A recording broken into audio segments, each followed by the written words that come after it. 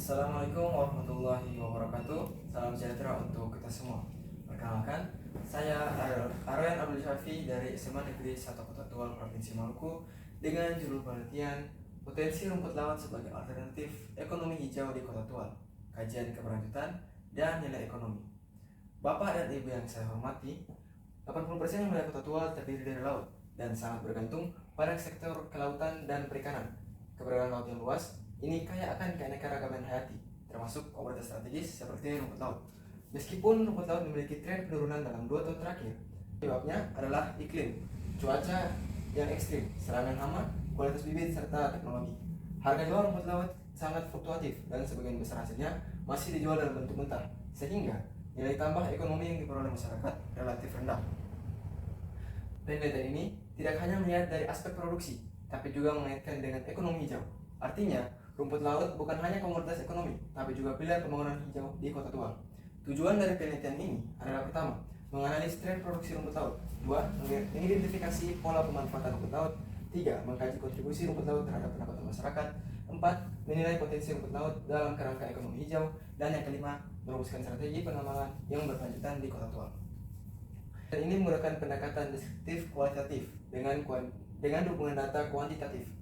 Metode ini dipilih untuk menganalisis fenomena sosial ekonomi yang kompleks, seperti budidaya rumput laut yang melibatkan aspek ekologi, sosial, dan ekonomi. Penelitian dilakukan di Kota Tual, Provinsi Maluku, meliputi tahap persiapan, pengumpulan data, analis, dan penyusunan laporan. Pada gambar tersebut, produksi rumput laut di Kota Tual menunjukkan tren fluktuatif dalam 5 tahun terakhir, peningkatan pada periode 2020 hingga 2022. Namun, pada 2023 dan 2024 mengalami penurunan disebabkan oleh perubahan iklim dan cuaca ekstrim yang mengganggu siklus tanam dan panen, serta meningkatnya serangan hama dan penyakit. Pada tabel berikut ini, harga jual rumput laut kering di Kota Tual tergolong fluktuatif. Hal ini dapat dilihat pada tabel. Untuk tahun 2025, saat ini berkisar antara Rp10.000 hingga Rp12.000 per kilogram. Harga ini berdampak langsung pada pendapatan petani. Fluktuasi harga ini disebabkan oleh petani tidak memiliki akses terhadap pasar maupun industri. Berdasarkan hasil wawancara, sekitar 80% produksi rumput laut di Kota Tual dijual dalam bentuk mentah atau rumput laut kering, sedangkan hanya kurang dari 20% yang diolah menjadi produk sederhana. Hal ini menunjukkan potensi rumput laut di Kota Tual belum dimanfaatkan secara optimal. Potensi rumput laut dalam ekonomi hijau di Kota Tual. Pertama, dalam aspek ekologis, ramah akan lingkungan karena tidak perlu pupuk kimia atau bahan pakan tambahan. Jajak karbon rendah sesuai dengan prinsip pembangunan berkelanjutan, berfungsi sebagai karbon sink alami. Potensi aspek ekonomi, permintaan tinggi, Indonesia produsen utama termasuk Maluku. Nilai tambah besar diolah untuk pangan, farmasi, kosmetik, pupuk organik maupun bioenergi. Diversifikasi produk, memperkuat ekonomi pesisir dan peluang investasi baru. Dan yang terakhir, ketahanan pangan dan energi, bahan tambahan makanan, potensi bioetanol dari rumput laut, industri berkelanjutan, dan meningkatkan kesejahteraan serta menjaga ekologi. Strategi pengembangan rumput laut di Kota Tual. Pengembangan rumput laut di Kota Tual memerlukan strategi yang mencakup aspek produksi, pengolahan, kelembagaan, pemasaran, serta dukungan kebijakan. Pertama, dalam aspek produksi, perbaikan kualitas bibit, penerapan teknologi budidaya modern dan berkelanjutan. 2. Nilai tambah atau hilirisasi, diversifikasi produk, kerajinan, agar-agar, pupuk organik maupun kosmetik. Meningkatnya nilai jual dan multiplier efek ekonomi. 3. Kelembagaan petani, memperkuat kelompok koperasi petani, akses modal teknologi maupun pasar, wadah pelatihan dan peningkatan keterampilan.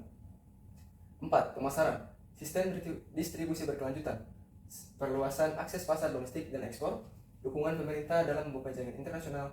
Dan yang kelima, kebijakan daerah, integrasi rumput laut dalam RPJMD, sejalan dengan konsep ekonomi hijau, menjadi instrumen keberlanjutan lingkungan dan kesejahteraan masyarakat.